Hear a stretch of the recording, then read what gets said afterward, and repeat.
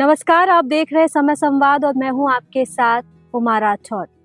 आजादी के वक्त देश के नीति निर्माताओं ने सपना देखा था।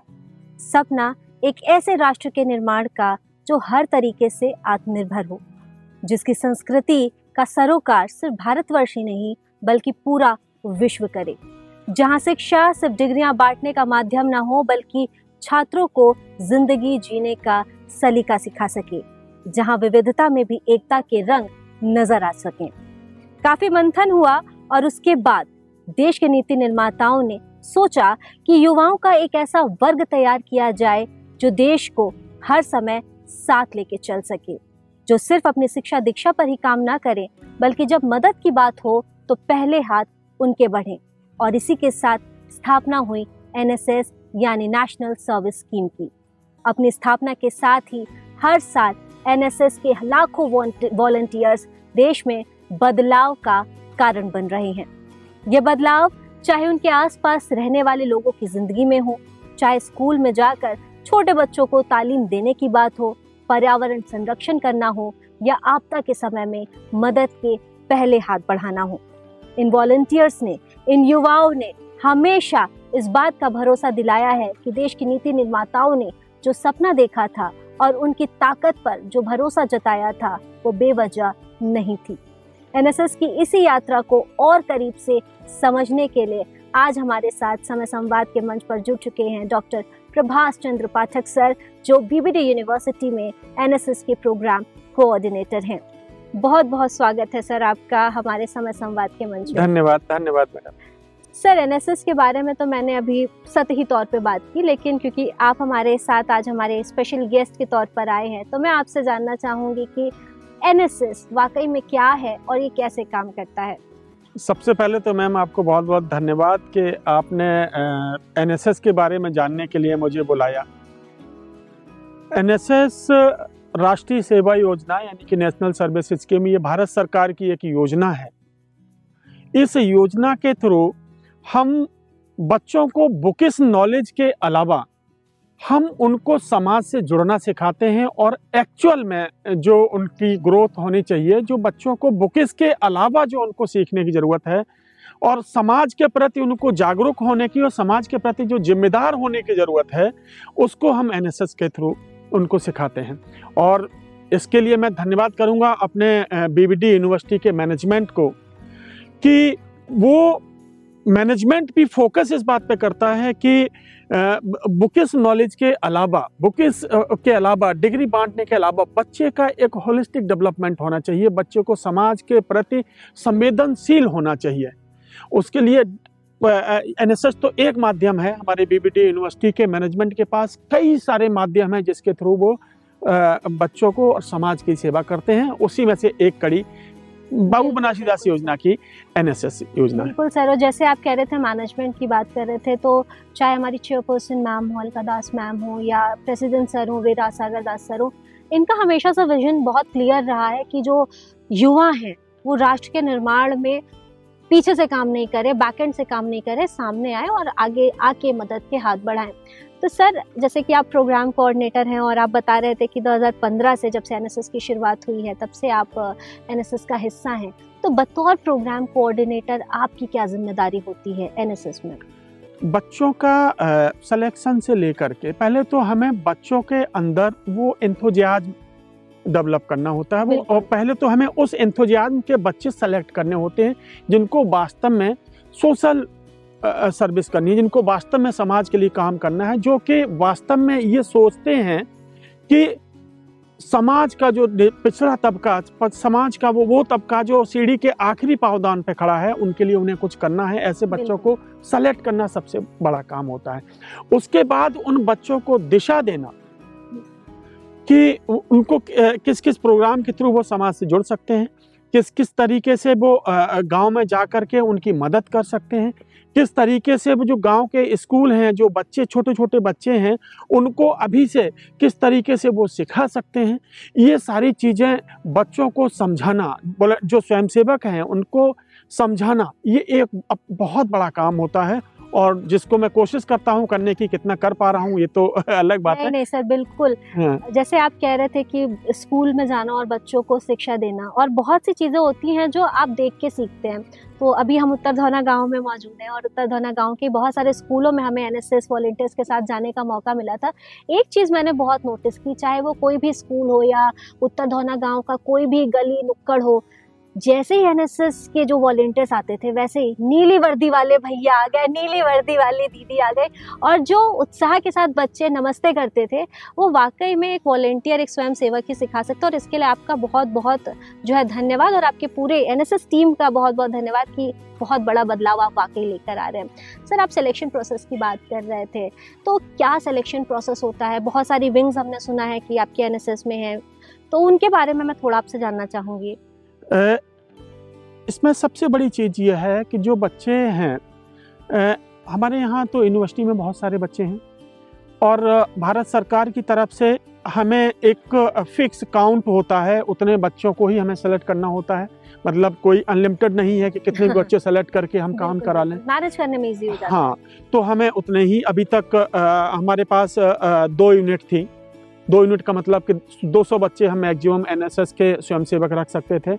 इस बार से मेरे काम को और सारी फीडबैक को देखते हुए सरकार ने हमें 6 यूनिट अलॉट की है। मतलब हम 600 बच्चे सेलेक्ट करेंगे अब एनएसएस के आप लिए। में बहुत बड़ी बात है सर ये। हाँ, तो अब सिलेक्शन प्रोसेस की बात रही तो अब सबसे पहले तो हम लोग क्या करते हैं कि बच्चों से एक छोटा सा फॉर्म भरवाते हैं। फिजिकल फॉर्म भरवाना थोड़ा सा टफ होता था पहले, तो हमने उसके लिए गूगल फॉर्म और स्कैनर्स वगैरह कर रखे हैं, अलग अलग चिपका रखे हैं। गूगल फॉर्म्स बच्चों को ग्रुप पे डाल दिया है, जो इंटरेस्टेड होते हैं वो उसमें अप्लाई कर देते हैं। और मुझे खुशी है ये बताने में मैम कि 200 बच्चों की यूनिट है मेरे पास 2 यूनिट हैं, यानी कि मैं सिर्फ 200 ही बच्चे सेलेक्ट कर सकता हूँ, जिसमें से जो बच्चे पास आउट होते हैं उन्हीं की जगह पे हम नए बच्चे लेते हैं। तो हमारे पास टोटल 88 सीट्स थी और करीब 2100 बच्चों ने अप्लाई किया था। बहुत बड़ी बात है। मतलब ये दर्शाता है कि युवा वर्ग जो है, यूथ है, वो समाज से जुड़ना चाह रहा है, रूट लेवल पे काम करना चाह रहा है। वही मैं उसी चीज पे आ रहा हूँ। और आप ये समझिए, इसी चीज को देखते हुए सरकार ने मेरी 200 से लेकर के 600 बच्चों की स्ट्रेंथ कर दिया, यानी कि 6 यूनिट हमको दे दी। तो फिर वो आ जाता है, उसके बाद उनकी स्क्रीनिंग होती है। स्क्रीनिंग के बाद बच्चों को बुलाते हैं। हम गूगल फॉर्म में भी कुछ छोटे मोटे क्वेश्चन इस तरीके के पूछ लेते हैं जिससे हमें ये पता चले कि बच्चा थोड़ा सा समाज के प्रति कुछ जानता है या उसके लिए कुछ करने की इच्छा रखता है। इस तरीके से हम लोग कुछ क्वेश्चनाइज रखते हैं। फिर उसके बाद उनका पर्सनल इंटरव्यू कराते हैं और पर्सनल इंटरव्यू कराने के बाद फिर हम बच्चों को सेलेक्ट करते हैं और जितनी रिक्वायरमेंट होती है उसकी उतनी हम फाइनल लिस्ट निकाल देते हैं। और उसके बाद कुछ बच्चों को वेटिंग में रखते हैं कि कुछ कभी ऐसा होता है कि कोई बच्चा नहीं ज्वाइन कर पाया या नहीं, बाद में उसको नहीं समझ में आता है, जैसा भी है, तो हम वेटिंग लिस्ट से ले लेते हैं। तो ये एक पूरा सिलेक्शन का हमने प्रोसेस बना रखा है। सर, 600 बच्चों की आप बात करें, आपकी स्वयं सेवकों की मैं सेना कहूँगी, 600 लोगों की स्वयं सेवकों की जो सेना है, उसमें मैंने नोटिस किया है कि जो छात्राएं हैं, जो फीमेल स्टूडेंट्स हैं, उनका बहुत बड़ा रोल रहता है। और जैसे एनसीसी में हमने देखा है कि 33% सीट्स जो है रिजर्व रहती हैं फीमेल कैंडिडेट्स के लिए। तो क्या एनएसएस में भी कुछ इसी तरीके के क्राइटेरिया है कि इतने % हमें फीमेल कैंडिडेट लेने ही लेने हैं? मैम देखिए, क्या है कि एनसीसी और एनएसएस में एक बेसिक फ़र्क है। बेसिक फ़र्क ये है कि एनएसएस जो है वो वॉलंटियर लिए करना होता है, मतलब स्वैच्छिक है। इसमें हम किसी को के ऊपर हम थोपना नहीं चाहते हैं। जिन बच्चों की इच्छा होती है समाज के लिए काम करने का, कुछ अच्छा काम करने का, समाज से जुड़ने का, निचले तबके के साथ इंटरेक्ट करने का, जिन बच्चों की ये इच्छा होती है उनको ही हम एनएसएस में रखते हैं। तो इस तरीके का कोई प्रावधान तो नहीं है कि फिक्स परसेंटेज वाला, लेकिन ये प्रावधान जरूर है कि हमें मिक्स रखना है। और मुझे आपको मैम आश्चर्य होगा, मैं आपको बताऊं कि जो हमने 2100 की फिगर आपको बताई है उसमें गर्ल्स की फिगर ज्यादा है। गर्ल्स ज्यादा इंटरेस्टेड रहती हैं, फीमेल ज्यादा इंटरेस्टेड रहती है। और हम इवन जो कैंप कराते हैं उस कैंप में गर्ल्स की प्रेजेंस ज्यादा रहती है, गर्ल्स ज्यादा प्रेजेंट रहती हैं कंपैरेटिव। ऐसा नहीं है बॉयज काम नहीं करते, बॉयज भी अच्छा काम जो करना चाहते हैं वो अच्छा काम कर रहे हैं, लेकिन गर्ल्स इक्वली पार्टिसिपेट करती हैं। और मैम हमारे पास तो सबसे बड़ा एग्जाम्पल है मैं तो मुझे तो जब भी एनएसएस के बच्चों से बात करने का हमें मौका मिलता है, जब भी हमें एनएसएस के बच्चों को समझाना होता है, खासतौर से महिला सशक्तिकरण के लिए, तो मैं उनको समझाता हूँ कि भाई तुम्हारे सामने सबसे बड़ा एग्जाम्पल तुम्हारी चेयरपर्सन मैडम है महिला सशक्तिकरण के लिए। बिल्कुल सर। कि उन्होंने किस तरीके से, कहाँ से मतलब लेकर के और फिर आगे आकर के वो किस तरीके से सारी चीज़ों को संभाला है, इससे बड़ा एग्जाम्पल क्या हो सकता है। तो हम लोग करते हैं और गर्ल्स को मैक्सिमम कोशिश करते हैं सेलेक्ट करने की, और गर्ल्स आगे आती भी हैं इसके लिए। बिल्कुल सर, और बहुत ही ये पॉजिटिव साइन है कि मेल हो या फीमेल हो, वो दोनों के साथ काम कर रहे हैं, देश के लिए काम कर रहे हैं। सर अभी आप कैंप का जिक्र कर रहे थे, तो थोड़ा सा मैं कैंप के बारे में जानना चाहूँगी कि क्या जैसे कैंप रेगुलर टाइप के होते हैं, कुछ स्पेशल होते हैं, एडवेंचर होते हैं, मतलब क्या होता है एनएसएस में कैंप? मैम कैंप तो कई तरीके के होते हैं एनएसएस में, लेकिन बेसिक 2-3 तरीके के कैंप के बारे में मैं आपको बताता हूँ। पहला एक तो रेगुलर कैंप, जिनको जनरल कैंप बोलते हैं, और वन डे कैंप बोलते हैं। वन डे कैंप में हम लोग जा कर के गांव में जा कर के और वहाँ की साफ सफाई की व्यवस्था देखना, वहाँ की स्कूल्स में जा कर के कुछ काम करना, वहाँ पर कोई ज़रूरत है वो उसको मार्क करना और उसका रिजल्ट कैसे हम उस प्रॉब्लम को सॉल्व करें वो देखना। ठीक है, जो एक्टिविटी के थ्रू जो हमारे स्कूल के बच्चे हैं, प्राइमरी स्कूल के बच्चे हैं, उनको एक्टिविटी के थ्रू हम कैसे नई चीज़ सिखा दें उस पर जोर देना। जैसे हम एक एग्जांपल यहाँ पर बताएंगे आपको। प्राइमरी स्कूल में हमारे एनएसएस के बच्चे गए, उनको एक्टिविटी करवाई, किसी से ड्राइंग बनवाई, किसी को नाच देखा, किसी से गाना करवाया, किसी से कुछ करवाया। सब कुछ कराने के बाद, सब कुछ करवाने के बाद है ना, फिर बच्चों को 1-1, 2-2 टॉफी डिस्ट्रीब्यूट की, मोटिवेशन। हाँ मोटिवेशन, टॉफी दे दी। अब देखिए मैम यहाँ पर टॉफी दे दी। अब गांव के बच्चे हैं, कुछ बच्चे ने क्या किया, टॉफी खा करके रैपर वहीं पे फेंक दिया। तो हमारे बच्चों ने उनसे कहा कि नहीं बेटा ये गलत बात होती है, ये रैपर है ना, इसको अगर मान लीजिए कोई वो ऐसी चीज़ है जिसको कि आप फेंकना चाहते हैं तो कहीं भी नहीं फेंक देंगे आप। उन्होंने उस रैपर को उठाया और प्रॉपर डस्टबिन में उस बच्चे से डलवाया। तो इस क्या है ना, एक एक्टिविटी भी हो गई और बच्चों को एक सीख मिली। ये एग्जाम्पल एक बच्चे से कराया उन्होंने, लेकिन पूरी क्लास देख रही है ये बात कि हाँ हमें रैपर इस तरीके से, टॉफी का रैपर अगर किसी ने दी है तो टॉफी का रैपर हमें इस तरीके से नहीं फेंकना है। तो ये एक लर्निंग है। आप सोचिए मैम इसके थ्रू कितना बड़ा काम हो गया। जो हमारे माननीय प्रधानमंत्री जी का सपना है स्वच्छ भारत, हर आदमी के अंदर स्वच्छता की सेंसिटिविटी होनी चाहिए, तो मतलब एक सेंसिटिव होना चाहिए स्वच्छता के लिए। तो ये हमने किस तरीके से एक्टिविटी के माध्यम से बच्चों को सिखा दिया। बिल्कुल, स्वच्छ तन में ही स्वच्छ मन का विकास होता है। बिल्कुल प्रधानमंत्री जी की सोच 2014 से रही कि स्वच्छ भारत अभियान पे हम काम करें। आप स्वच्छ भारत में ही मैं बात करना चाहूँगी। हमने एनएसएस वॉलंटियर्स को अक्सर देखा है कि जहाँ कहीं पे भी ज़रूरत है, जहाँ साफ़ सफाई की ज़रूरत है, वो बिल्कुल हिचकिचाते नहीं है। चाहे वो गाँव हो, देहात हो, शहर हो, वो हमेशा आगे आते हैं, हाथ में झाड़ू लेते हैं और खुद सफाई करते हैं। तो सर बेशक इसमें आपको बहुत सारी चुनौतियाँ भी आती होंगी कि कई प्राइवेट एरिया है, वहाँ आप जा रहे हैं, वहाँ सफाई कर रहे हैं, तो लोग मना भी करते होंगे। तो इस तरह की क्या चुनौतियाँ रही हैं खासतौर पे जब क्लीनलीनेस ड्राइव होती है? क्लीननेस ड्राइव में बेसिकली मैम क्या है ना कि जैसे मान लीजिए कैंपस में क्लीननेस ड्राइव है तो वहाँ पर तो कोई ऐसा इशू नहीं आता है, लेकिन अगर गाँव में इस तरीके की अगर हम ड्राइव करते हैं तो बहुत सारी मुश्किलें सामने आती हैं दोनों ही तरफ से। एक तरफ तो मुझे बच्चों को क्लीननेस के लिए सिखाना भी है और दूसरी तरफ क्लीन भी करना है। हाँ। है ना। तो जो आपने प्राइवेट एरिया की बात करी ना, प्राइवेट एरिया को क्लीन करने के लिए कभी कभी वहाँ के लोगों को, क्योंकि गांव के लोग हैं नहीं, मतलब उनको हर चीज़ समझानी पड़ती है। बहुत भोले भी होते हैं और बहुत मतलब अंदर से उनके अंदर एक फियर भी होता है हर चीज़ का।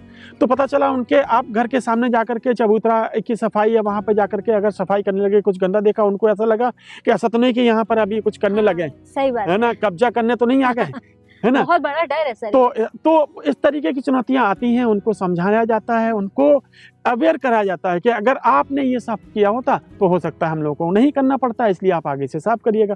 तो वो दोनों ही चीज़ें होती हैं। चुनौतियों के थ्रू भी हम लोग कुछ न कुछ उनको समझाने की कोशिश करते हैं। सर जैसे कि आपने अभी बताया कि बहुत सारी दिक्कतें आती हैं, तो बेशक एक चीज़ और भी होती होगी कि देखा देखी में बहुत लोग मदद के लिए आगे भी आते होंगे। तो कभी कोई ऐसा इंसिडेंट हुआ है कि आप सफाई कर रहे हैं या आप प्लांटेशन ड्राइव कर रहे हैं तो आसपास के लोग आए आपकी मदद की? हाँ, ऐसा होता है मैम, गांव में ऐसा होता है। गांव में क्या है ना कि आप साफ सफाई कर रहे हैं तो बहुत से लोग ऐसे होते हैं जिनको ये लगता है कि ये काम हमारा है और ये लोग करने आए हैं। क्यों करने आए हैं भाई? मतलब इनको समझाया कि नहीं बेटा हम कर लेंगे, है ना, और साथ में लग जाते हैं काम करने के लिए। बच्चों को झाड़ू ला के दे देते हैं, खुद झाड़ू लेके आ जाते हैं, ये नहीं इससे नहीं, ऐसे कर लीजिए, ऐसे करो। मतलब तो इस तरीके से गांव के बहुत भोले लोग होते हैं और हमें काम करने में बहुत मजा आता है।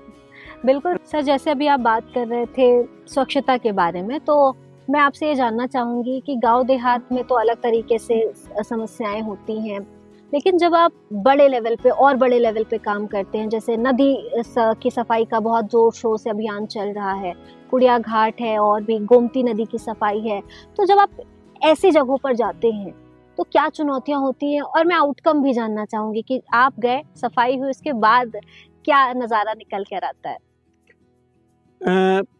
अभी विश्व नदी दिवस था कुछ दिन पहले ही। विश्व नदी दिवस के दिन हम लोग कुड़िया घाट गए थे और वहाँ पर कुड़िया घाट में, क्योंकि वहाँ दिन भर भीड़ रहती है, कुड़िया घाट पे अगर हमें कुछ काम करना है तो वो हम सुबह ही सुबह कर सकते हैं। सुबह 6 बजे वहाँ पर पहुँचना था और नियर अबाउट 100 वॉलंटियर्स हमारे सुबह 6 बजे वहाँ पर पहुँच गए। सुबह 6 बजे 100 वॉलंटियर्स सुबह 6 बजे पहुँच गए थे और यहाँ कैंपस से फिर उनको हम बस के थ्रू वहाँ पर ले गए थे और फिर कुड़िया घाट पे हमने सफाई करना शुरू किया। कुड़िया घाट पे क्या है ना कि जहाँ पर पूजा होती है वहाँ पर जो पूजा वाला घाट है वहाँ पर बहुत सारा ये जिसको कि हम अपनी भाषा में जलमंजनी बोलते हैं, जलकुंभी बोलते हैं, तो वो जलकुंभी बहुत ज़्यादा है वहाँ पर, बहुत ज़्यादा है। और हमारे पूरे बच्चे उसको निकालने में लग गए और मैम आप विश्वास नहीं करेंगे, करीब करीब 15 कुंटल जलकुंभी बच्चों ने 1 घंटे के अंदर वहाँ पर निकाल करके बाहर, और उस पूरा तो नहीं साफ हो सकता था लेकिन पर्टिकुलर घाट को पूरा साफ करके और हम लोग 8 साढ़े 8 बजे तक वापस आ गए। बहुत बड़ी बात है सर, मतलब कुड़िया घाट जैसे जगह पर जाना, सुबह पहुँचना और सफाई करना। और उसके साथ में जब ये काम हो गया, वहीं पे कुड़िया घाट के सामने एक पार्क है, पार्क में फिर हम लोगों ने पॉलीथिन बीनी, वहाँ से पॉलीथिन लोग खाते हैं, बिस्किट खाया फेंक दिया, नमकीन खाया फेंक दिया, पन्नी है फेंक दी, तो वो सब कलेक्ट करके और फिर एक बोरी में भर करके फिर हम लोग लेके आए थे। बिल्कुल सर। सर जैसे एनएसएस में एक स्टूडेंट आता है, वो वॉलंटियर बनता है, 1 साल 2 साल का समय देता है, बहुत सारे बदलाव समाज में लेकर आता है, लेकिन आप इन स्टूडेंट्स के साथ बहुत क्लोज काम करते हैं, तो मैं पर्सनली ये जानना चाहूँगी कि आप किस तरीके का बदलाव इन स्टूडेंट्स में वॉलंटियर बनने के बाद देखते हैं? वॉलंटियर बनने के बाद बच्चे का जो बदलाव होता है उसको मैं एक एग्जाम्पल के थ्रू आपको बताता हूँ। मतलब वो बच्चे कितने सेंसिटिव हो जाते हैं और उसके साथ में हम उनका आउटकम भी बताते हैं आपको, उसका आउटकम क्या है। जैसे बच्चे हमारे जाते हैं, गांव में गए, उत्तर धोना गांव में गए, वहाँ के प्राइमरी स्कूल में गए और वहाँ पर जा कर के बच्चों को पढ़ाया लिखाया और एक्टिविटी करवाई, सिखाया, सब कुछ बताया, है ना। तो एक बार की बात है, मैं किसी का नाम यहाँ पर नहीं कोट करूँगा, मतलब आपको हंसी आएगी ये चीज़ सुन करके, कि हमारे यहाँ के एनएसएस वॉलंटियर के बच्चे गए वहाँ पर प्राइमरी स्कूल में, बच्चों के सब एक्टिविटी कराई, सब कुछ कराई। जब चलने को हुए तो उसमें से एक बच्चा निकल के आया और हमारे एक वॉलंटियर से बोल रहा है कि भैया मैडम हमसे पैर दबाती हैं।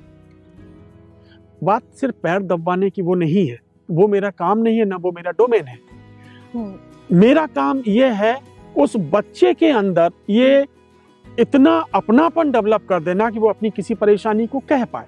बहुत बड़ी बात है सर, छोटे बच्चे जल्दी शेयर करते नहीं हैं, है ना। तो वो एक सबसे बड़ा एक इतना बड़ा अचीवमेंट मेरे लिए आउटकम निकल के आया वो, कि देखिए हमारे बच्चों ने जा करके वहाँ पर जो है ना कितना फेथ डेवलप किया है छोटे छोटे बच्चों में, कि वो अपनी जो उनकी परेशानी है उस परेशानी को उनसे जाकर के अकेले में शेयर कर रहा है। तो ये एक बहुत बड़ा आउटकम जो हमारे बच्चे काम कर रहे हैं उनके लिए है, जो मैंने आपको एग्जाम्पल के थ्रू समझाया, नंबर 1।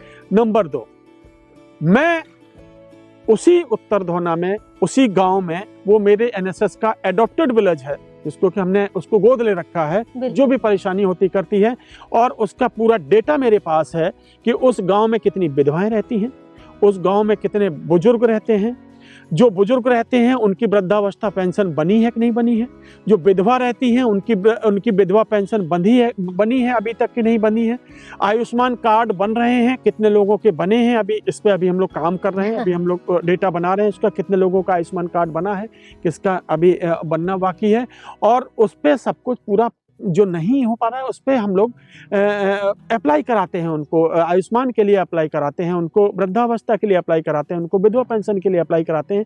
ये पूरा गांव का रिकॉर्ड हम लोग अपने पास रखते हैं, और मैं उस एक्सटेंट तक उस गांव में जाना चाहता हूं कि जब एक बूढ़ी माँ अपने बच्चे से किसी काम के लिए कहे और वो मना कर दे, तो वो ये सोचे कि वो एनएसएस वाले बच्चे आ रहे होंगे, उनसे कह देंगे। बिल्कुल सर, और ये सपना एक ऐसा सपना है जिसको बहुत आसानी से हासिल किया जा सकता है। जैसे आपने अभी वाकया शेयर किया है, इस तरीके के बहुत सारे और भी वाकये आपके आसपास होते ही रहते होंगे। सर, एक चीज़ मैं जानना चाहूँगी, आप जैसे विधवाओं की बात कर रहे थे, तो जो गांव देहात का एरिया होता है जिस पे आप काम करते हैं, तो वहाँ महिलाओं से बात करने में, जैसे सैनिटेशन की बात हो गई है, और भी बहुत सारी महिलाओं की समस्याएं हैं, या महिलाओं को शिक्षित क्यों होना चाहिए, इस तरह की बहुत तमाम तरह की समस्याएं होती हैं। जब इन पे आपको काम करना होता है तो आपके सामने और आपके जो वॉलंटियर्स हैं उनके सामने किस तरीके के चैलेंजेस आते हैं, क्योंकि महिलाओं के साथ उनकी समस्याओं पे बात कर पाना भी बहुत आसान काम नहीं। बिल्कुल नहीं है। इसके लिए हम अपनी जो हमारी गर्ल्स वॉलंटियर्स होते हैं उन्हीं को आगे करते हैं। नंबर 1, पहले तो हम उन्हीं को आगे करते हैं। दूसरी चीज़, सबसे बड़ा जो चैलेंज होता है कि गांव में, घर में अगर सिर्फ महिला है तो उसको बाहर निकालना और उससे बात करना एक बहुत बड़ा काम होता है। तो उसके लिए सिंपल है कि हम गर्ल्स से कहते हैं कि भाई उनको जो है ना, उनके अंदर जाइए उनसे, क्योंकि गर्ल्स के जाने पर तो किसी को कोई परेशानी नहीं होती है, खासतौर से गांव में, है ना। उनसे जाइए, उनसे जाकर के बात करती हैं, और वो इतना घुल मिल जाती हैं कि फिर बाद में वो सब कुछ बताने लगती हैं। मैम, हमारे एनएसएस का मेन मोटिव ही यही है, नॉट मी बट यू। बिल्कुल ना, नॉट मी बट यू पे हम लोग हमेशा काम करते हैं, और एनएसएस के वॉलंटियर को वही चीज़ सिखाते हैं कि अपने आप को छोड़ करके आप दूसरे की कैसे मदद कर सकते हैं, उस मदद पे काम करना, उसके लिए काम करना है कि दूसरा आदमी आपके बराबर में कैसे खड़ा हो जाए और कैसे वो आपके बराबर खड़े होने में हिचक न करे। बहुत जो है उम्दा चीज़ है कि हिचक ना महसूस करे, और इसको अचीव कर पाना, उसमें एड़ी चोटी का जोर लगाना पड़ जाता है। सर, जैसे कि आप बता रहे थे कि महिलाओं के साथ इस तरीके से आप काम करते हैं, बुजुर्ग हैं और भी समाज के बहुत सारे वर्ग हैं, तो उत्तर धौना गांव क्योंकि अडॉप्टेड गांव है, बहुत साल से आप यहाँ पर हैं, तो आपने बदलाव की एक तस्वीर को देखा है। तो मैं आपसे थोड़ा डिटेल में ये जानना चाहूँगी कि जब उत्तर धौना में हम आए, एनएसएस आया, तब उत्तर धौना की दिशा क्या थी, अब क्या है, और आप एनएसएस के साथ उत्तर धौना की तस्वीर कैसे बदलने की कोशिश कर रहे हैं? अभी हम एक सोच का परिवर्तन तो कह सकते हैं कि उत्तर धौना विलेज में हमने एक सोच का परिवर्तन किया है, रोड सेफ्टी के माध्यम से, कि वहाँ के लोगों को अवेयर करके कि भाई बाइक पे 3 लोग जा रहे हो, नहीं जाना चाहिए, 2 को जाना चाहिए, हेलमेट लगाना चाहिए। लोगों ने वहाँ पर हेलमेट पहनना शुरू किया है हमारे वॉलंटियर्स के कहने पे। रोड सेफ्टी के माध्यम से एक सोच परिवर्तन लाए हैं। दूसरा परिवर्तन हम लोग प्लांटेशन ड्राइव के माध्यम से, कि वहाँ पर हमने प्लांटेशन कराया, पेड़ लगवाए, बहुत सारी स्कीम गवर्नमेंट की आती रहती है, उनके थ्रू वहाँ पे पेड़ लगवाने के साथ में वहाँ के लोगों को जागरूक किया कि ये पेड़ कितना इम्पोर्टेंट है उनके लिए और उनके आने वाले बच्चों की लाइफ के लिए। तो इस तरीके का सोच में परिवर्तन किया।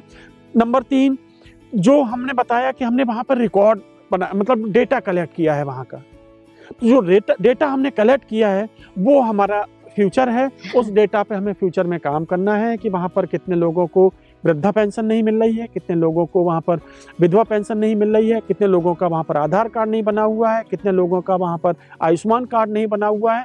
ये अपने वॉलंटियर के माध्यम से उनका करवाना, ये हमारा लक्ष्य है।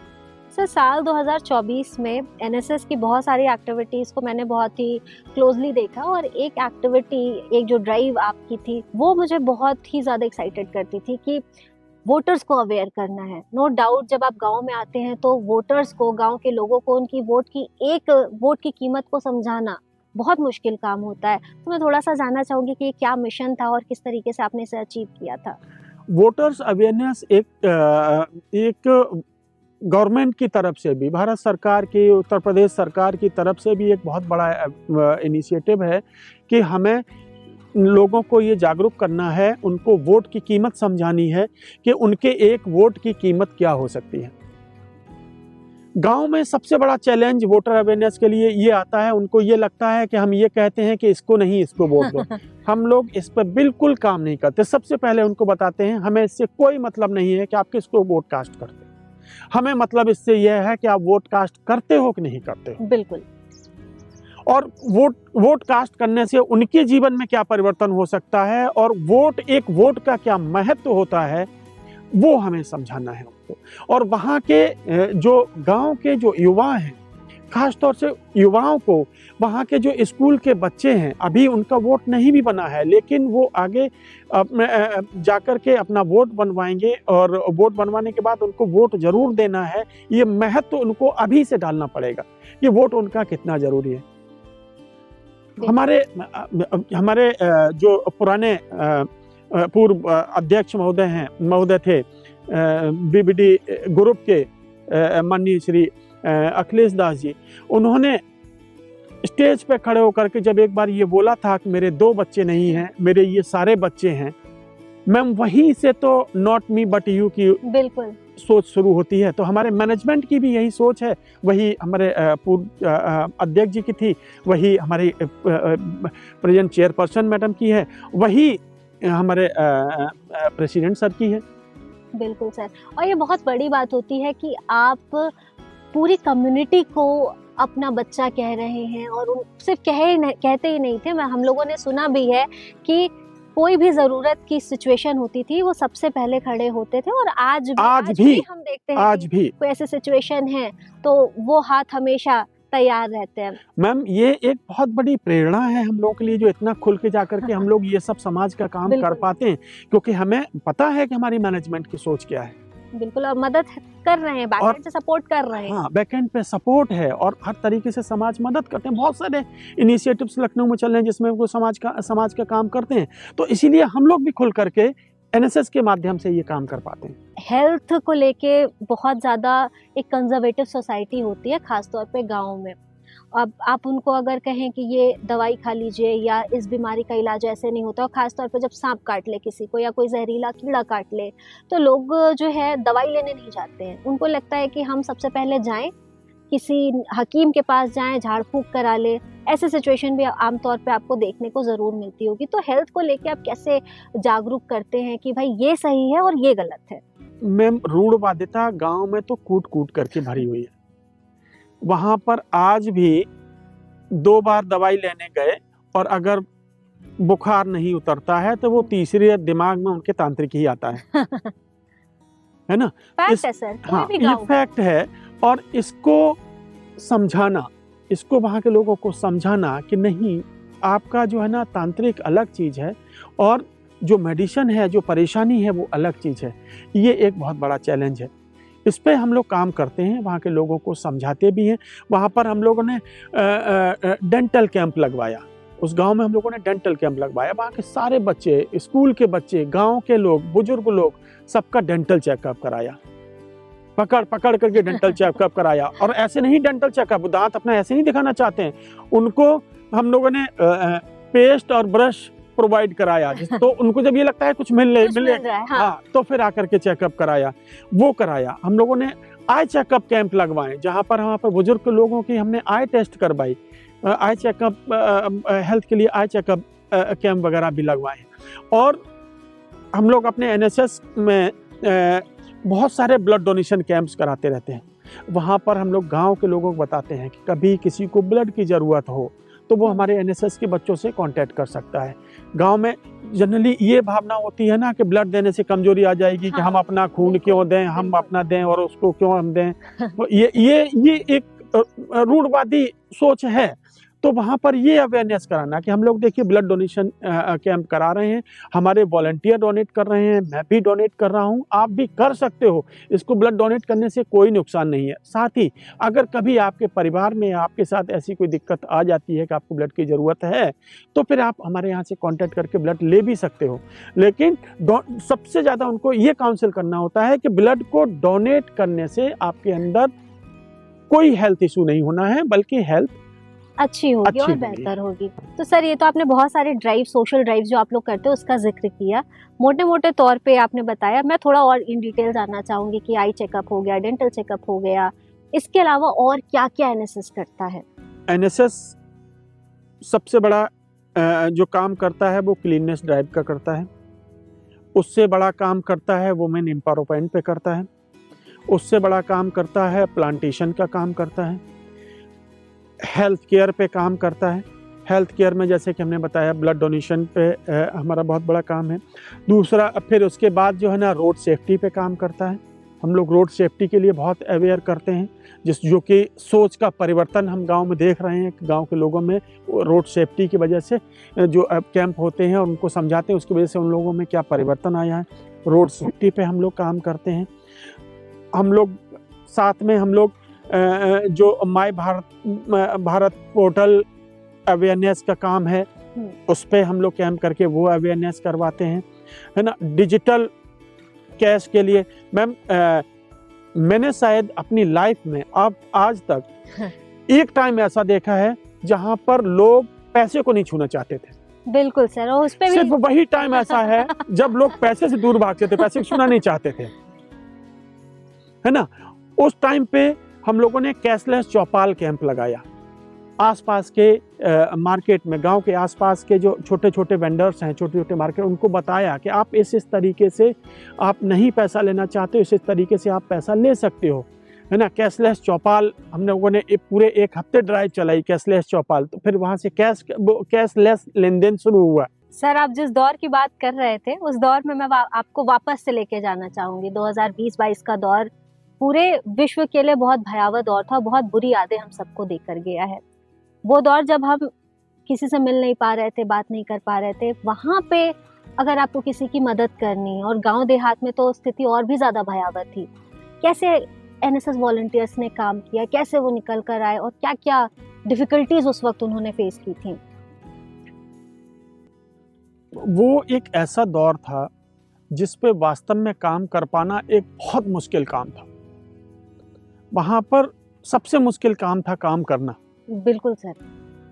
और उस दौर में हमारे एनएसएस के वॉलंटियर्स निकल के आए और गांव में अवेयरनेस कैंप लगाया, जिसमें लोगों को अवेयर किया कि वो कैसे कोविड से बच सकते हैं, और उनको ये विश्वास दिलाया कि बचाव ही एक तरीका है कि आप कैसे कोविड से बच सकते हैं। इवन उस समय स्कूल बंद थे, सब कुछ बंद था, कहीं पर भी इकट्ठे हमें लोग, सबसे बड़ी चुनौती अगर मैं कहूँ कोविड का तो इसमें था कि हमें काम करने के लिए कोई एक जगह नहीं थी, क्योंकि लोग कहीं आपको इकट्ठे मिल ही नहीं सकते। तो हमें 10-10 मतलब 2-2 4-4 लोगों से अलग अलग जा करके बात करनी है ना। किसी एक जगह पे इकट्ठा करके हम बात नहीं कर सकते। तो वहाँ पर अवेयर करना, उनको बताना, उनको इवन हैंड वॉश की प्रैक्टिस करवाना कि कैसे आप हैंड वॉश करो, कैसे आप ये राख वगैरह, हाँ, राख कैसे यूज करो और किस तरीके से करके आप इससे बच सकते हैं। और साथ में गर्म पानी पीजिए, अपने गले के लिए गर्म पानी पीजिए, कौन सा काढ़ा लीजिए। बहुत सारे आयुर्वेद कॉलेज हैं और आयुर्वेद हॉस्पिटल्स हैं, वो फ्री में काढ़ा दे रहे थे। वो काढ़ा प्रोवाइड करना कि इसको सुबह शाम लेते रहिए। तो वो काम हमारे एनएसएस वॉलंटियर्स ने किया उस समय, और बहुत अच्छा किया। बिल्कुल सर।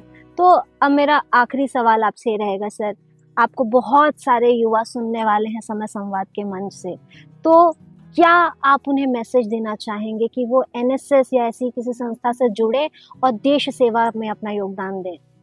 मैं सभी युवाओं को यही संदेश देना चाहूँगा, जो कि मैं हमेशा एनएसएस के बच्चों के साथ भी शेयर करता हूँ, और कभी भी एज ए टीचर भी मुझे कभी अगर बच्चों को कुछ शेयर करने का वो मौका मिलता है तो मैं शेयर करता हूँ।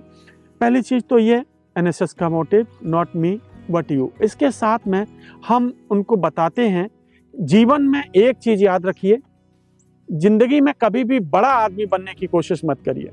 जिंदगी में सिर्फ आदमी बनने की कोशिश करिए, बड़े आदमी आप अपने आप बन जाएंगे। बिल्कुल सर, बहुत बड़ी बात है ये।